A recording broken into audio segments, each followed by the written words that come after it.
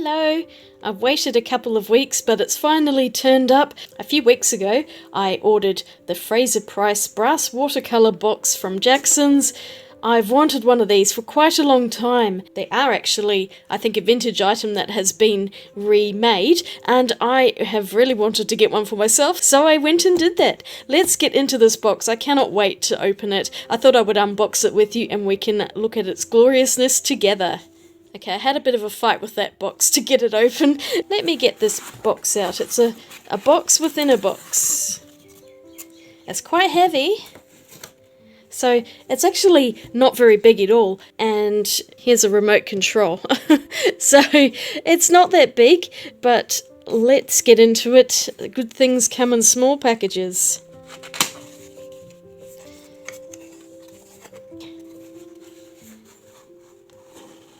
Ooh, how pretty is that? It says the Frazer Price palette box.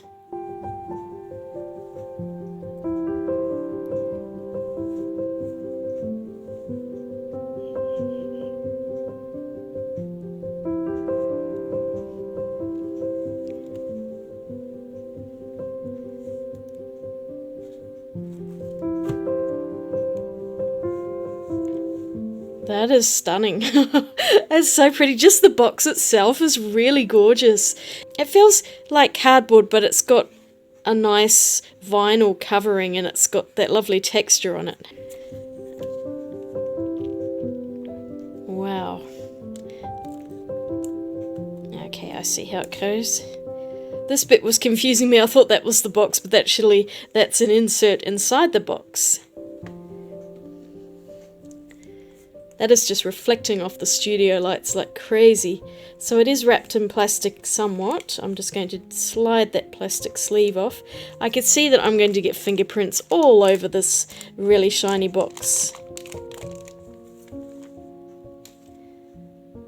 Absolutely gorgeous. You can see my studio lights reflecting in that. There's not much I can do about it, I don't think. This cost £100. It was not cheap. And I convert that into quite a bit more into Australian dollars. But I actually had some affiliate money in my account on Jackson's, and I just have to thank the people that have purchased some of those Schminker super granulating sets. It has made all the difference. Your purchases meant it took off a considerable amount from this, and I was able to buy this. I am so excited. I've just been wanting a brass watercolor palette box for so long, and a lot of them are incredibly expensive. I'm talking $200, $300 to $600. Whereas so £100 is not actually too bad. I'm just going to flip it around a little bit because I keep reflecting myself in it. As you can see, I've already got a really big thumbprint on that, so I might actually just grab some white gloves so that I can at least keep it tidy for this video. Okay, so I found some white cotton gloves. They're a bit big, but they'll do the job. Now I can flip it around without getting fingerprints all over it.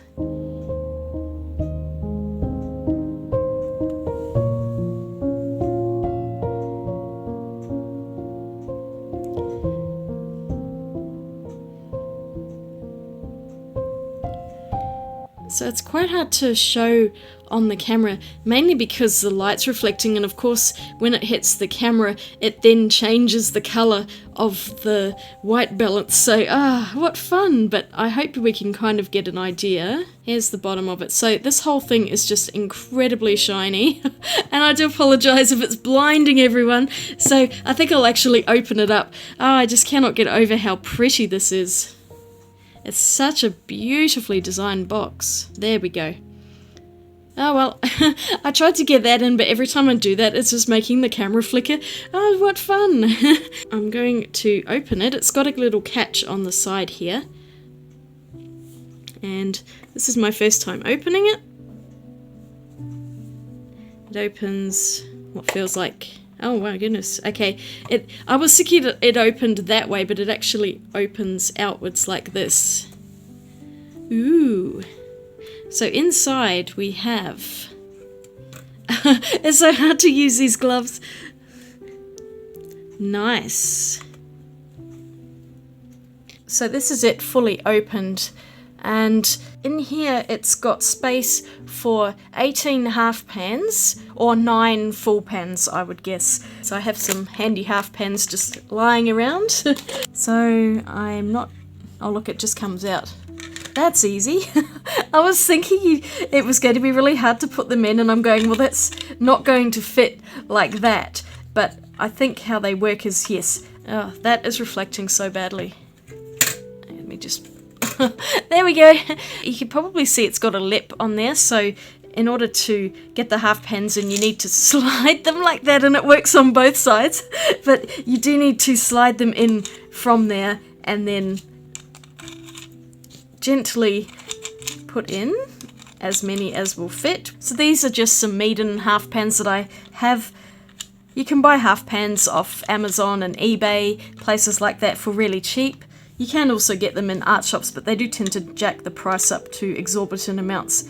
Okay, so crossways we can fit 6 on each line, so 3 6s is 18. They are correct in it. It is exactly 18 half pans. You can't sneak another one in there. Ah, these gloves, they're so awkward. I have exactly 18 half pans, would you believe?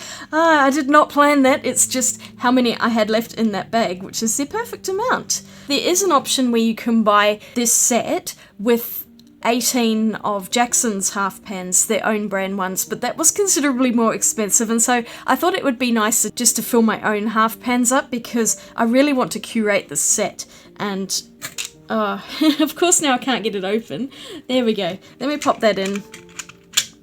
So once it's in, it seems to be fairly stable, although I might just stick a bit of something on to stop that moving around. There is a little bit of movement, and the other thing is that I've just noticed now is that comes out quite easily. So that's a good thing, and maybe not such a great thing if you're moving around and you accidentally tip it and drop everything out. So do be careful of that.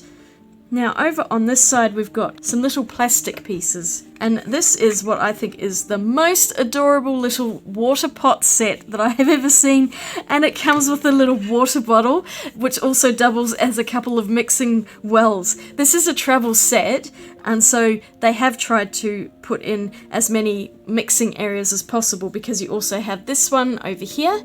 These ones are actually metal, this one and these two, and obviously they also work as lids once you've got the other bits and pieces in there.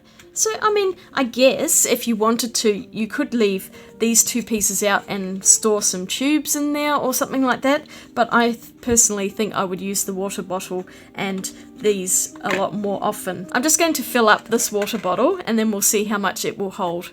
Okay, I filled that right up to the top, and I found an enormous measuring jug. I couldn't find my small one, I don't know where it is, but I'm just going to fill this up and see how much is actually able to fit in this little bottle. As you can see, it is filled to the brim. The water level is right on the 100 there, so pretty much exactly 100 mils. So 100 mil isn't that much, but it's okay when you're out in the field just wanting to do a small amount. I'm guessing both of these look like about 20 to 25 mils.